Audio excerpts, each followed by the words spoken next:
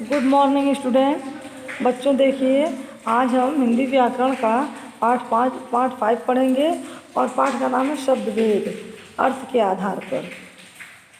तो देखिए, ये सारे शब्द के बारे में, जैसे आप लोग शब्दभेद मतलब शब्द के अर्थ के आधार पर, इसमें शब्दों के बारे में हम लोग पढ़ेंगे कि ये कितने प्रकार के होते हैं, जैसे पर्यायवाची, विलोम, संस्कृति, भिन्नार्थक, एकार्थी, अनेकार्थी। तो वाक्यांश के लिए शब्द, तो कई तरह के हमारे शब्द होते हैं, शब्दभेद हैं, तो उनके बारे में हम पढ़ेंगे। देखिए बच्चों, पर्यायवाची शब्द किसे कहते हैं? एक सा अर्थ बनाने वाले शब्दों को पर्यायवाची शब्द कहते हैं। पर्यायवाची शब्दों के अर्थों में कभी कभी अंतर होता है। प्रयोग करते समय इसका उचित ध्यान रखना चाहिए। ऐसा न करने से वाक्य गलत बन जाते हैं, क्योंकि पूर्ण पर्यायवाची शब्द भाषा में बहुत कम होते हैं। नीचे कुछ पर्यायवाची शब्द दिए जा रहे हैं, उन्हें कंठस्थ कीजिए। तो देखिए बच्चों, आप लोग बड़े क्लास के बच्चे हो और आप लोग पढ़ लोगे, तो ये हम पर्यायवाची शब्द आपका नहीं पढ़ेंगे, ठीक है? तो ये हमने पर्यायवाची के बारे में बता दिया, इसे कहते हैं पर्यायवाची की परिभाषा। इसको आप लोग पढ़ लीजिएगा। हाँ, इसका हम एक्सरसाइज करवा दे रहे हैं, अभ्यास। तो फिर देखिए, एक सा अर्थ बताने वाले शब्द कहलाते हैं पूर्ण पर्यायवाची। हिंदी भाषा में एक ऐसे शब्दों का विशाल भंडार है, सार्थक शब्दों का। निम्नलिखित में पवित्र शब्द का पर्यायवाची पावन, पुनीत, पाक सब है। उत्तरी शब्द निम्न में से कौन सा पर्याय है? ये सभी। पिता, बेटी, तनया। किरण शब्द निम्न में से कौन सा पर्याय है? मयूर। तो ये हो गया। फिर इसका प्रश्न उत्तर देखिए। पर्यायवाची शब्द से आप क्या समझते हैं? यहाँ पर है एक सा अर्थ बताने वाले शब्द, यहाँ से यहाँ तक पहले का हो गया। इसको कॉपी में कर लीजिएगा, आप लोग लिख लीजिएगा पाठ 5, और पाठ का नाम लिख लीजिएगा शब्दभेद अर्थ के आधार पर, एक लाइन छोड़ करके उसके नीचे। उसके बाद प्रश्न उत्तर लिख करके, ये इसका पहला प्रश्न उत्तर ये लिख लीजिएगा, और दूसरा उत्तर ध्यान दीजिएगा थोड़ा सा। पर्यायवाची शब्द को अन्य किस नाम से जाना जाता है? तो देखिए, पर्यायवाची शब्द को समानार्थी शब्द के नाम से जाना जाता है। अन्य किस हटा दीजिएगा, समानार्थी शब्द के नाम से जाना जाता है। ये हो गया। अब देखिए, ये जो शब्द दिया है, तो इसके उचित पर्यायवाची, इसको नहीं भरना है, इसके उचित पर्यायवाची भरना है। तो हमने देखिए, रंग का गरीब,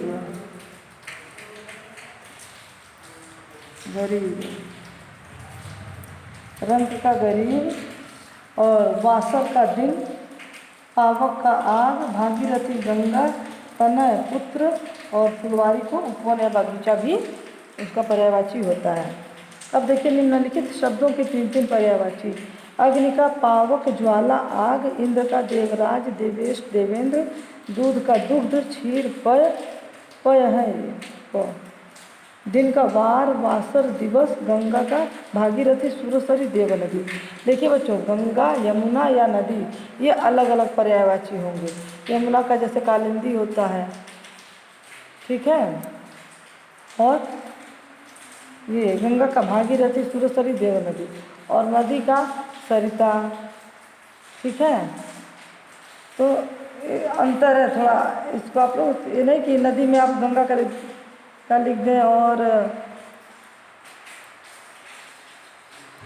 यमुना का लिख दें, तो ये नहीं। गंगा का पर्यायवाची रहेगा तो गंगा की पर्यायवाची लिखनी होगी, नदी का रहेगा नदी, और अगर यमुना का दे दिया तो यमुना, यानी कि तीनों चीज़ें अलग हैं। समुद्र का रहेगा तो उसका भी पर्यायवाची अलग हो जाएगा, ठीक है। अब देखिए, मेघ का नीरद वारिद पयोधर, उत्तरी सुता, बेटी तनया, पेड़ का वृक्ष तरु विटप, पक्षी का द्विज खग विहग, आनंद का उल्लास हर्ष प्रसन्नता।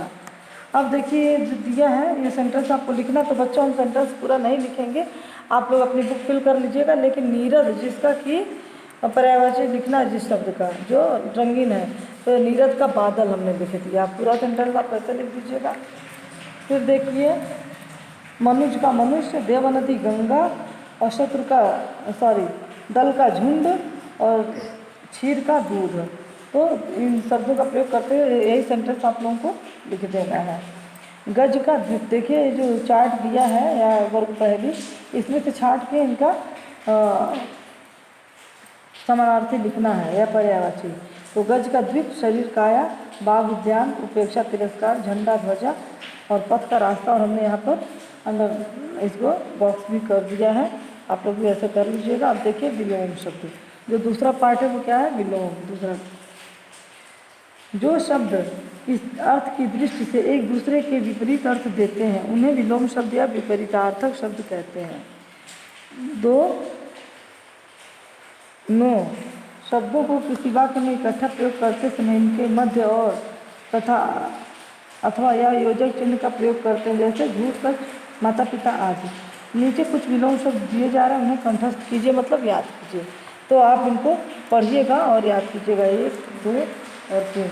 इसका ये शब्द विलोम, शब्द विलोम, शब्द विलोम। और वही यहाँ भी है। अब देखिए हम अभ्यास कार्य करते हैं, क्योंकि विलोम शब्द आप लोग स्पष्ट से ही पढ़ते आ रहे हो, तो इसमें बहुत ज़्यादा समझाने या बोलने की जरूरत नहीं है। एक दूसरे का विपरीत अर्थ प्रकट करने वाले शब्द क्या कहलाते हैं, विलोम। विलोम शब्द उपसर्ग लगाकर ही बनाए जाते हैं। हर्ष का शोक, हस्व का दीर्घ, उदार का अनुदार विलोम होगा। बच्चों जैसे आपने अभी तक सारे जो लेसन थे उसमें आपने क्वेश्चन आंसर किया है, लेसन नेम और लेसन नंबर डालकर। तो लेसन 5 का शब्द युग में डाल दिया शब्द भेद डाल करके अर्थ के आधार पर पर्यायवाची डाल करके पहला किया है। अब उसके बाद फिर विलोम 2 करके विलोम लिख दीजिएगा, विलोम शब्द। उसके बाद इसका भी प्रश्न उत्तर कीजिएगा। ये देखिए निम्नलिखित प्रश्नों के उत्तर दीजिए। विलोम शब्द से आप क्या समझते हैं? ये हो गया पहला। विलोम शब्द को किस अन्य नाम से जाना जाता है? विलोम शब्द को विपरीतार्थक शब्द के नाम से जाना जाता है। क्या आप उपसर्ग लगाकर विलोम शब्द बना सकते हैं? विलोम शब्द उपसर्ग लगाकर भी बनाए जाते हैं, जैसे शुभ, अशुभ, स्वस्थ, प्रस्ताव। एक उदाहरण से हो गया, तो तीनों प्रश्नों का उत्तर हो गया। अब देखिए आगे हम करते हैं अभ्यास। हस्व का दीर्घ विलोम हो गया। अब देखिए वीरता का कायरता, मूर्ख का विद्वान, सूर्योदय सूर्यास्त और सावधान का असावधान। ये उचित विलोम शब्द छांट करके लिखना है। उपकार का अपकार यहाँ आप लोग लिख दीजिएगा, हमने लिखा नहीं, हमने इसको सर्किल कर दिया, आप लोग इसको लिख लीजिएगा। उदार, अनुदार, साकार, निराकार, नवीन, प्राचीन, शत्रु, मित्र, कायरता, वीरता, मान का अपमान। फिर ऐसे शब्द दिए हैं, इसका भी विलोम शब्द लिखना है। न्याय, अन्याय, उदय, अस्त, भला, बुरा, मूर्ख, विद्वान, अपना, पराया, प्राकृतिक, अप्राकृतिक। पूर्ण, अपूर्ण, मान, अपमान, सुंदर, कुरूप, अमृत, विष, जय, पराजय। बच्चों एक चीज़ और, सुंदर का देखिए खूबसूरत का बदसूरत और रूप का कुरूप हो सकता है, विलोम शब्द भी होता है। यहाँ सुंदर का भी कुरूप ही होगा, कंफ्यूज मत होइएगा। रूप का भी कुरूप लिख देंगे तो भी सही माना जाएगा, सुंदर का भी कुरूप सही है। धरती, आकाश, राग, अनुराग, सपूत, कपूत। देखिए सुपुत्र होता तो कुपुत्र होता, सपूत, कपूत, हित, अहित, नवीन, प्राचीन, शांति, अशांति और सुर का असुर। देखिए वाक्य प्रयोग है, इसका आप सेंटेंस बना लीजिएगा। आप लोग इसमें वाक्य बना लेते हैं। विलोम शब्द वर्ग पहले में से छांट करके लिखना है। पाप का पुण्य, आयात निर्यात, निर्जीव सजीव, आदि अंत, विष अमृत, प्रातः सायं, वीर कायर का वीर, मंगल अमंगल, उत्कर्ष अपकर्ष, धनी निर्धन। एकार्थक प्रतीक होने वाले शब्द। जैसे देखने में लगेगा कि दोनों का एक अर्थ होता है, लेकिन बच्चों इन दोनों का अलग अर्थ होता है। देखिए निर्णय और न्याय, तो निर्णय सॉरी जिन शब्दों के अर्थ में थोड़ा अंतर होता है लेकिन कुछ हद तक अर्थ में समानता होती है, उन्हें एकार्थक प्रतीत होने वाले शब्द कहते हैं। भाव तथा स्थिति के अनुसार इन्हें एक दूसरे के स्थान पर प्रयोग नहीं किया जा सकता। नीचे कुछ ऐसे जी शब्द दिए जा रहे हैं, उन्हें कंठस्थ कीजिए।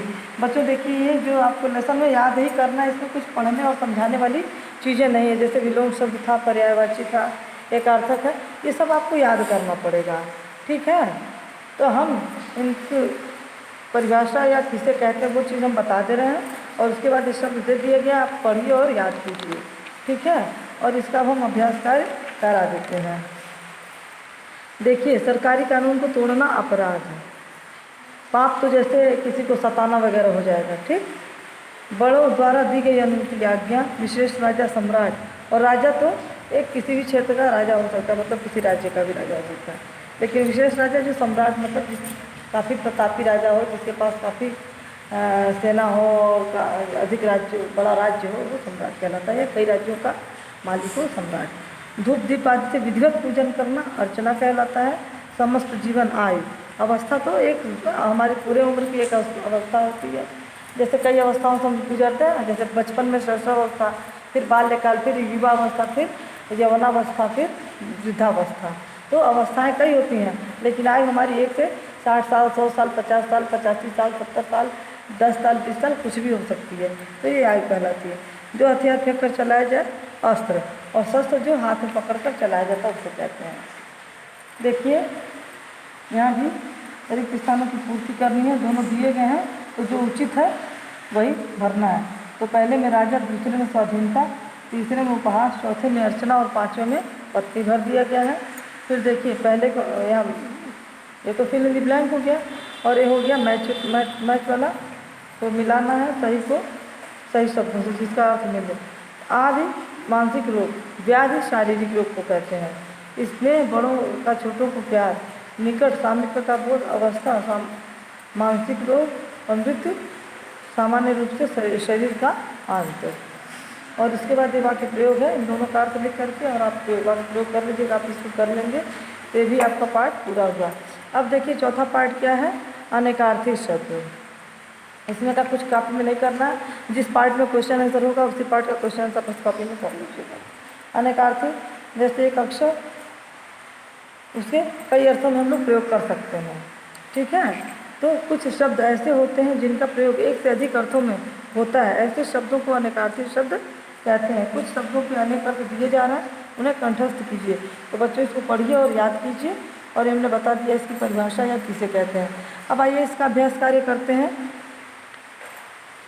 ये देखिए विकल्प वाला है, तो एक से अधिक अर्थ रखने वाले शब्द अनेकार्थी कहलाते हैं। बाल का अनेकार्थी केश, बालक, गेहूँ की बाल सभी हो जाएंगे। काल का अनेकार्थी यमराज हो जाएगा।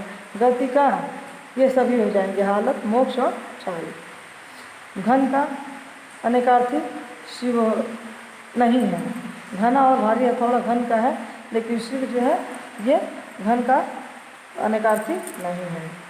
अब देखिए समझिए और लिखिए, दिए गए शब्दों के दो दो अनेकार्थी शब्द लिखिए। भव का संसार शिव, काल का मृत्यु समय, आदर्श का नमूना और उदाहरण, रक्त का सिंदूर लाल खून, अंबर का आकाश कपड़ा, अपेक्षा का इच्छा अलावा, जाल का छल जाला, अहि का सांप कष्ट, मित्र का दोस्त और सहयोगी। अब देखिए ये सेंटेंस दिया हुआ है, तो जो दिए गए हैं इसका ये जो लिखा है कि जो रंगीन शब्द दिए गए हैं इसका अनेकार्थी है, एक शब्द के कई अर्थ होते हैं, तो इसका अनेकार्थी शब्द यहाँ पर ब्रैकेट में लिख देना है। तो आदर्श का योग्य, कल बीता हुआ कल, आने वाला कल। देखिए यहाँ पर विद्यालय न जा सका, इसीलिए मतलब ये बीत चुका है, इसलिए हमने बीता हुआ कल लिखा है। अगर सेंटेंस से ऐसा पता चलता कि आने वाले कल के बारे में कह रहा है, तो हम यहाँ लिख देते हैं आने वाला कल। देखिए यहाँ कल कारखाने यानी कि मशीन, सुर स्वर और बाल का केश। अनुचित अनेकार्थी शब्द पर गोला बनाना है। तो जो देखिए अनेकार्थी शब्द दिया है, इसमें से 3 ऑप्शन दिए, तो जो अनुचित है उस पर गोला बनाना है। तो जाल में समय, धन का कपड़ा, गति का बल, बाल का माया, अपेक्षा का निक्षा और फूल का भूत। ये इतने मतलब अनेकार्थी शब्द नहीं है, तो इसमें हमने सर्कल बना दिया।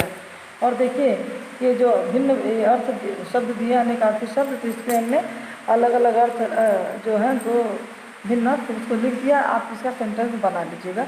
बच्चों इसको कॉपी नहीं करना, बुक में सेंटेंस बना कर लीजिएगा, यही आपका होमवर्क हो जाएगा।